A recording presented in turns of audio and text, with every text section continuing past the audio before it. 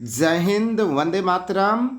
तो नागरिक कक्षा 9 प्रीवियस पेपर बात करते हैं पार्ट 2। पार्ट 1 में हम लोगों ने कितना पढ़ा था? 1 से 25 क्वेश्चन, और यहाँ पे हम लोग पढ़ेंगे 26 से। और सबसे बड़ी बात, इसमें आर्टिकल पढ़ेंगे और जितने भी समिति में जो भी अध्यक्ष थे उनके बारे में जानेंगे। तो चलिए वीडियो को स्टार्ट करते हैं।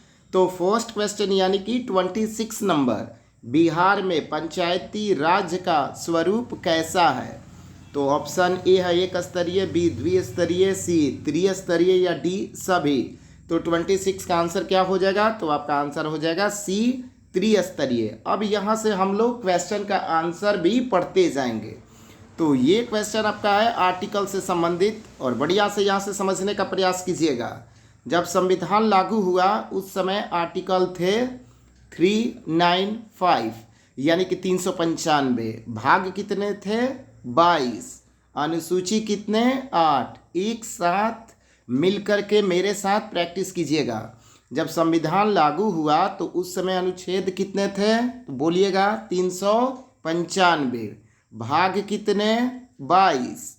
अनुसूची कितने? 8। ठीक है। और अभी वर्तमान में बात करें तो जो अनुच्छेद है जिसको आर्टिकल बोलते हैं 470 से भी अधिक है। भाग कितने हो गए? 25। यानी कि पहले कितने थे? 22, और अभी भाग कितने हैं? 25। अनुसूची 12 और सूची 3। ये बहुत ही इंपॉर्टेंट है आपके लिए। तो अनुसूची आप समझ गए कितने? 12, सूची 3। तो जब संविधान लागू हुआ उस समय का ये था रिकॉर्ड, और अभी वर्तमान में ये है। दोनों को बढ़िया से अच्छे से याद कर लीजिएगा। अब कुछ खास, जैसे कि राष्ट्रपति हो गए, प्रधानमंत्री हो गए, वो किस आर्टिकल में आते हैं यहाँ से हम लोग पढ़ते हैं। तो प्रधानमंत्री, देखिए प्रैक्टिस मेरे साथ करते चलिएगा, आपको बिल्कुल याद हो जाएगा। तो प्रधानमंत्री अनुच्छेद 74 यानी कि आर्टिकल 74। तो प्रैक्टिस कीजिएगा मेरे साथ, प्रधानमंत्री, और आपको बोलना है 74। थोड़ा जोर से बोलिएगा। तो प्रधानमंत्री कौन से आर्टिकल में? 74। राष्ट्रपति 52 यानी कि 52। राष्ट्रपति 52। संसद 79 यानी कि 79। राज्यसभा 80। लोकसभा 81। उपराष्ट्रपति 63। चलिए एक बार फिर से प्रैक्टिस करते हैं। तो प्रधानमंत्री 74, राष्ट्रपति 52, संसद 79 यानी कि 79, राज्यसभा 80, लोकसभा 81 और उपराष्ट्रपति 63। चलिए इधर का पार्ट तो आपको बिल्कुल याद हो गया होगा। अब जरा इधर का भी देखते हैं। तो मुख्यमंत्री बोलिए 164। मुख्यमंत्री 164। राज्यपाल 153। राज्यपाल 153। संविधान संशोधन, देखिए ये दोनों एक ही में है। संविधान संशोधन 368, 368। संविधान संशोधन 368। Supreme court 124। सुप्रीम कोर्ट 124 और हाई कोर्ट 214। 6 साल से 14 साल के बच्चों को निःशुल्क शिक्षा, आर्टिकल 21 का ए। और शिक्षा का अधिकार क्या था? कौन से आर्टिकल में? 21 में। और 6 से 14 साल के बच्चों को निःशुल्क शिक्षा, आर्टिकल 21 का ए में। तो चलिए ये बढ़िया से समझ गए होंगे।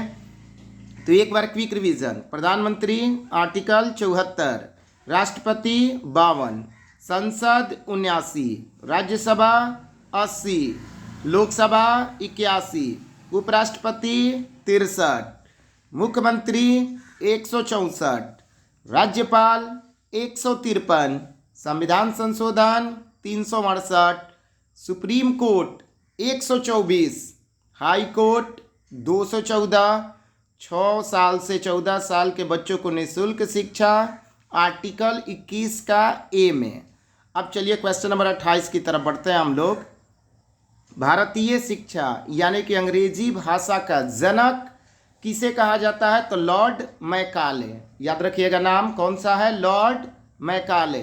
प्रैक्टिस भी करते चलिएगा। Lord Macaulay. अब यहाँ से देखिए 29 नंबर, बेहद ही खास क्वेश्चन यहाँ से आपके अब शुरू हो रहा है। यहाँ से बिल्कुल शांति बना करके और बढ़िया से अच्छे से सुनिएगा। झंडा समिति के अध्यक्ष कौन थे? जेबी कृपलानी। प्रैक्टिस करते चलिए। झंडा समिति के अध्यक्ष कौन थे? जेबी कृपलानी। देखिए, जब संविधान बनकर तैयार हुआ ना तो कुछ कमेटियाँ बनी थी, तो भाई जब कमेटी बनेगी तो जाहिर सी बात है कोई ना कोई अध्यक्ष बनेंगे। तो झंडा समिति के अध्यक्ष कौन बने? जेबी कृपलानी। संघीय समिति, एक ट्रिक याद रखिएगा, संघ जैसे ही मिलेगा आंसर चलिएगा जवाहरलाल नेहरू जी के पास। तो झंडा समिति के अध्यक्ष कौन थे? जेबी कृपलानी। संघीय समिति के अध्यक्ष जवाहरलाल नेहरू।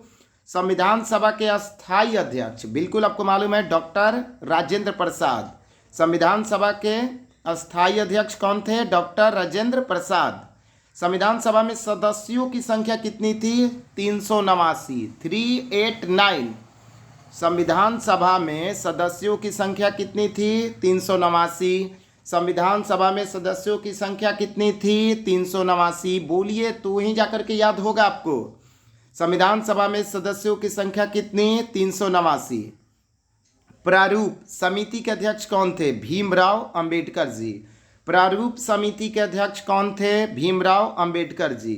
संविधान सभा की प्रथम बैठक 9 दिसंबर 1946।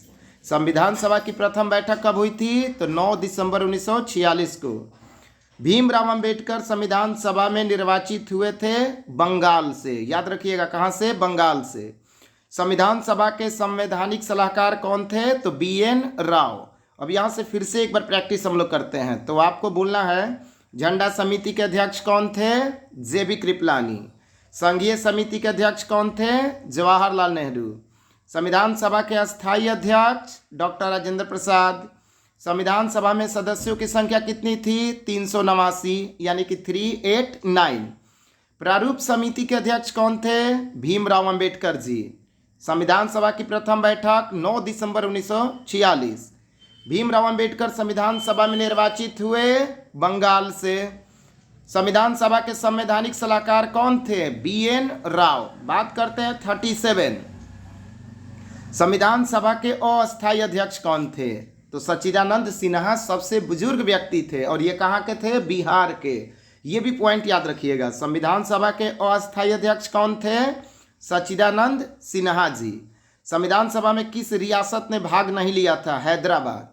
ठीक है, देखिए देश आज़ाद से पहले रियासतें चलता था और देश आज़ाद होने के बाद बना दिया लोग क्या? राज्य। ठीक है। 39 नंबर 39, भारत का मिनी संविधान, यानी कि ये देखिए 42वां संविधान संशोधन में हुआ था। तो यहाँ पे क्वेश्चन आपका पूछ रहा है कि भारत का मिनी संविधान किसे कहते हैं? 1935 के अधिनियम को। 1935 के अधिनियम को। Question number 40, court of directors किसके लिए था? तो व्यापारिक मामलों के लिए। कोर्ट ऑफ डायरेक्टर्स याद रखिएगा। और बोर्ड ऑफ कंट्रोलर किसके लिए था भैया? राजनीतिक मामलों के लिए। देखिए व्यापारिक मामला अलग था, राजनीतिक मामला अलग है। बिजनेस से रिलेटेड जितने भी मामले थे तो कोर्ट ऑफ डायरेक्टर्स के जिम्मे था। ठीक है। और राजनीतिक मामला जितना भी था तो बोर्ड ऑफ कंट्रोलर इसके लिए था। तो दोनों आप बढ़िया से याद रखिएगा। व्यापारिक मामलों के लिए कोर्ट ऑफ डायरेक्टर्स और राजनीतिक मामलों के लिए बोर्ड ऑफ कंट्रोलर। दोनों याद रखिएगा बढ़िया से जरा।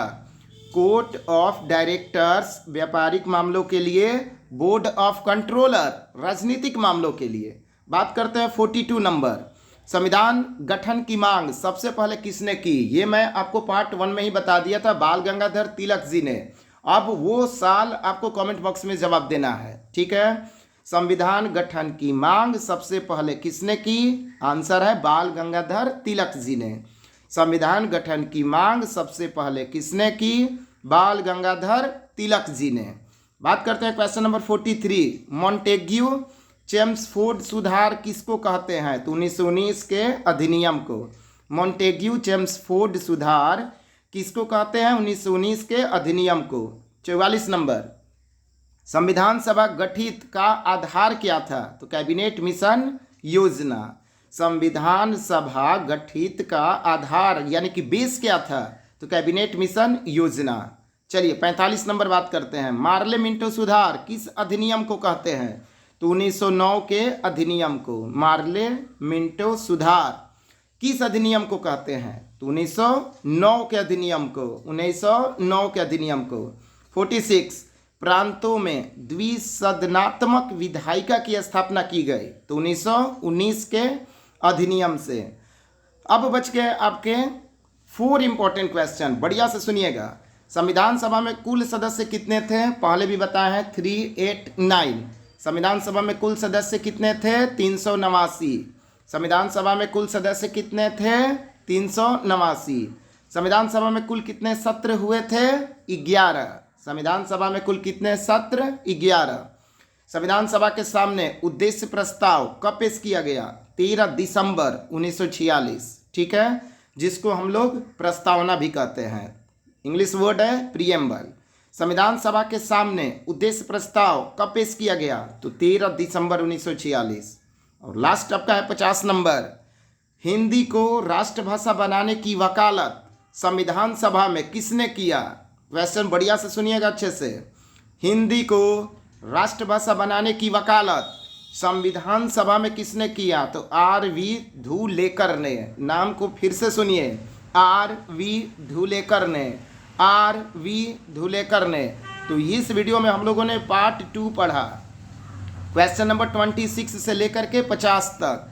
अब ये ज़रा जो आर्टिकल है जरा जल्दी से क्विक रिवीजन करते हैं। तो प्रधानमंत्री कौन से आर्टिकल में? 74, बिल्कुल आपको याद हो जाना चाहिए। प्रधानमंत्री 74, राष्ट्रपति 52, संसद 79, राज्यसभा 80, लोकसभा 81, उपराष्ट्रपति बोलिए जोर से 63, शिक्षा का अधिकार 21 आर्टिकल 21 में, मुख्यमंत्री 164, राज्यपाल 153, संविधान संशोधन 368, सुप्रीम कोर्ट 124 और हाई कोर्ट 214। 6 साल से 14 साल के बच्चों के लिए निःशुल्क शिक्षा आर्टिकल 21 का ए। ये आपका हो गया पार्ट 2। पार्ट 1 का लिंक हम आपको शेयर कर देंगे, वहाँ से आप वीडियो को ज़रूर देखिएगा। और जितने भी इंपॉर्टेंट क्वेश्चन मैंने आपको बताया वो एक कॉपी में नोट करके और चेक करा लीजिएगा। और अगले वीडियो के लिए चैनल को सब्सक्राइब ज़रूर कीजिएगा। अपना ख्याल रखिएगा, बढ़िया से पढ़िएगा, लोग अच्छे से तैयारी कीजिएगा। मिलते हैं अगले वीडियो में। जय हिंद, वंदे मातरम।